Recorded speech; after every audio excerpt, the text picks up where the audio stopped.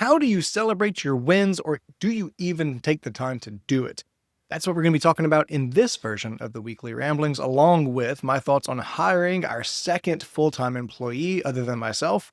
I just finished recording the more scripted video, the more educational video for next week, and so I've got to get out of like that educator voice and more into conversational voice. Maybe I should start doing these first. Anyway, in our author community, we have a weekly call, and on one of those calls, I mentioned just in passing that I was having to leave early to go onboard a new employee. So it's myself. I have another employee who's full-time, who's been with me over a year, and we just brought on our second full-time employee other than myself, and it's our first full-time bookkeeper. And the person on the call said, "Oh, what are you doing to celebrate?"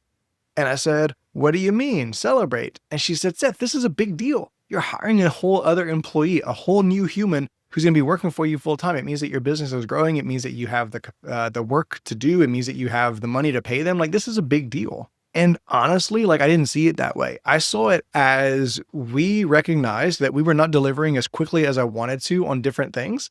And so I needed to invest in a bigger delivery or a better delivery system. And that included hiring somebody else. So in my mind, there was something that needed to be fixed, and we were just fixing it. It wasn't like moving forward and actually winning or actually like accomplishing anything. It was just, it was doing what we had to do. And so I want to get back to that, to the whole winning thing, but let me talk about hiring for a second, because this ended up being such a bigger deal than I expected it to be. The day that I'm recording this video, Nicole, our new employee, she's only been with us for like 4 business days, I think, maybe even just 3 business days. And it has made a ton of difference. So just background a little bit. For the longest time, this was just me. It was a side gig. It was whatever. It was part-time. And then I took it full-time. And even for that first year and some change, it was just me full-time. I brought Ben on a part-time basis. And then in September of 2020, September 2024, I brought him on as a full-time employee. That was amazing. It was huge. But what was happening was, before Ben, I was doing all the work and really couldn't even get all the work done in the way that I wanted to. So Ben came on, and whenever Ben came on, I took everything off of my plate and put it on his plate. And so the work didn't double. It's just that now I had time to do the things that I was neglecting, like going to conferences, speaking, doing more client interactions, being able to review the work, being able to do these YouTube videos, all those things that I just wasn't doing, or I wasn't doing well. So whenever Ben started, yes, it did increase our capacity, but it didn't double our capacity, because it's not like I said, "Okay, now you do this half and I'll do this half." It was instead, you do all of this and I'm going to review your work and I'm going to look over the other things and I'm going to do these things that I haven't been doing before. So it improved things, definitely. Like, he was invaluable, but it didn't double the capacity. Now though, now that Nicole's on board, now it's like it's doubled our capacity. She has just been blowing through things and doing things way better than I would have done them. And so now, instead of just taking work off of my plate and giving it to Ben, now it's like we can take double the work and give it to Ben and Nicole. So Nicole's doing all the bookkeeping stuff. Ben is reviewing her work. Ben is also doing all the tax work, and I'm reviewing his work. And then I'm able to do the advisory side with the clients and doing these types of things. So that's been so neat just to see like just how much a business can grow by adding one employee. And I was on a call earlier this week with a group of other business owners, and I talked about this whole thing, and someone said, if you have a business that has got like 100 employees and they want to double in size, they have to hire 100 more employees. And that's a huge lift. But if you're a small business with just one employee other than the owner, and you want to double in size, you really only have to add one more employee.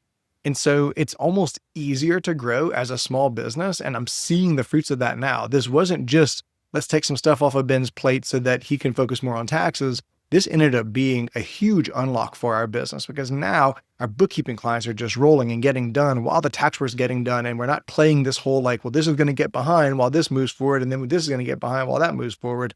Everything's just getting done, which is so neat to see. So let's get back to the wins. Since this did end up being a huge unlock for our business, how am I going to celebrate this? I don't know. Like, that night after having that conversation on our author community, we ordered out. We got Mexican food. I drank a bourbon. Like, it was nice. But to say like I really celebrated doing it, I don't know. I have a hard time, because by the time something happens, I kind of feel like it's past it. You know what I mean? Like we've already passed the decision of hiring. We've already like allocated the money to hire. I already knew that we could do it. Otherwise I wouldn't have hired her. And so like that's all happened already. So it's hard for me to celebrate something in the past. And I think I've talked about this before on the video on this channel. I mean, but someone told me before that, if you're running a 5K and you didn't know where the finish line was, that's kind of like running a business because you just keep going. And then you look back and you say, oh yeah, that was a goal. We did that. I didn't realize, I forgot that was even a goal and that we accomplished that.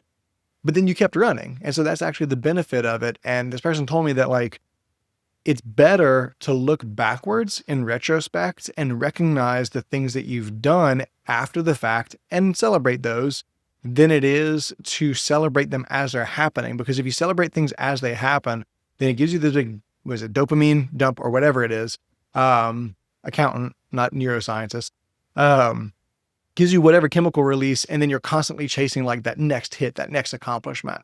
But if you can just like steadily progress and steadily move forward and track your progress and look backwards and acknowledge how far you've come, that it's a more steady stream of whatever that brain chemical is. So something that I'm getting back into, and somebody in the community actually made this comment and I'm grateful for it, is I'm getting back into journaling throughout the day, or at the very least at the end of the day. And if I forget at the end of the day, then at the very, very least at the end of the week, for the purpose of specifically looking at wins. Like, yes, I'll look at some of the hard stuff that happened, and yes, I will like type those things out.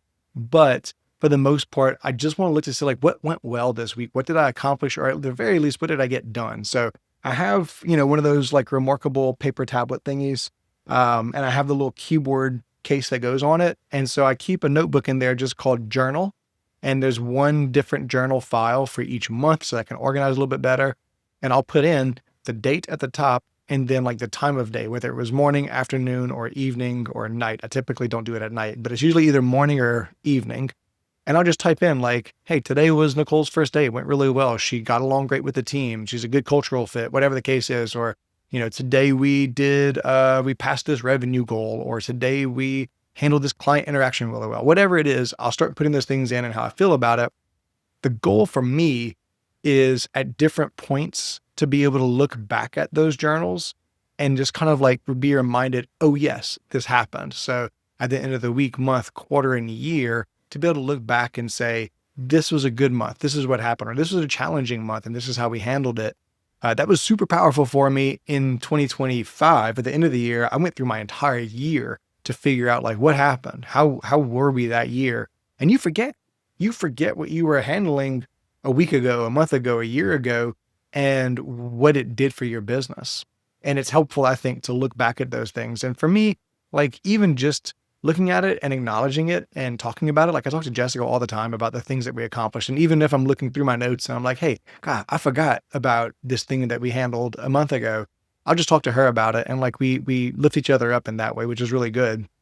But I need to do a better job of actually physically celebrating whatever that is. I know some people who have like a list of things that they can do to celebrate, whether it's a night out, whether it's a nice dinner, whether it's just a cup of coffee from the coffee shop, or a bottle of bourbon or a bottle of wine or whatever.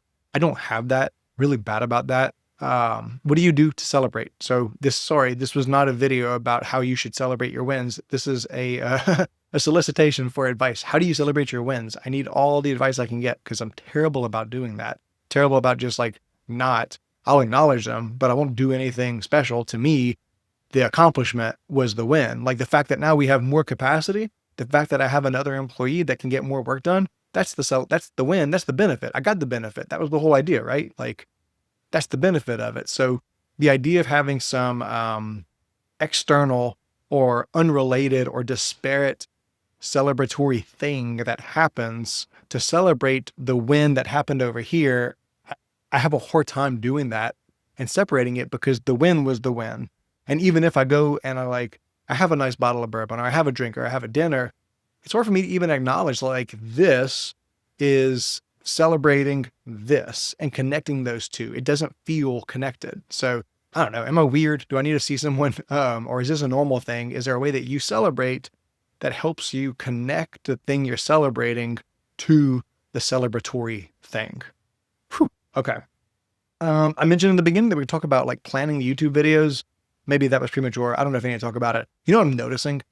I tried at the beginning of this year to really plan out like what was I going to talk about in these videos every quarter and month and week and really have some sort of design behind like, okay, now we're going to do bookkeeping and then we're going to shift over into tax. Then we're going to talk about this. That has gone out the window. I don't know how to plan that kind of thing. And I don't know if it even matters. Really, what I've been doing is every single week on the Friday that I'm recording these, if I get to do it on Friday, I'm thinking about like, what's happening right now? What questions have I gotten from clients? What have we been talking about in the author community?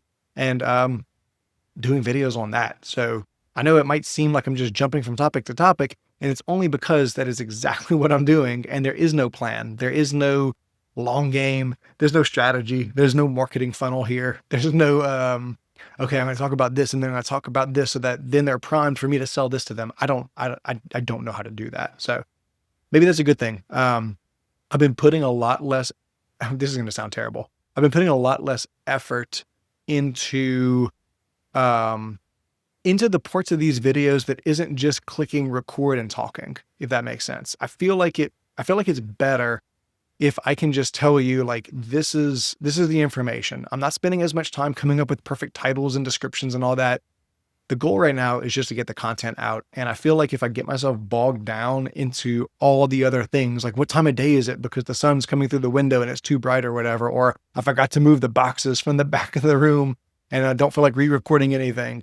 I used to put a lot more effort and thought into that. I'm just not doing it anymore because I don't know. I think it's just more important to get the content out right now. And then, yeah, sure. Later we'll work on making sure that the background looks better or the lighting is good or the description makes sense. Does that bother you that I'm not doing that? Or is it better just to get the content out? Do you have any tips for that? So, I've talked longer today on YouTube videos than I have in a long time. So I'm going to stop here. If you have any questions or any ideas for future videos, I'm desperate. Please let me know. If you have ideas on how to celebrate your wins, let me know. And otherwise, I will see you next time.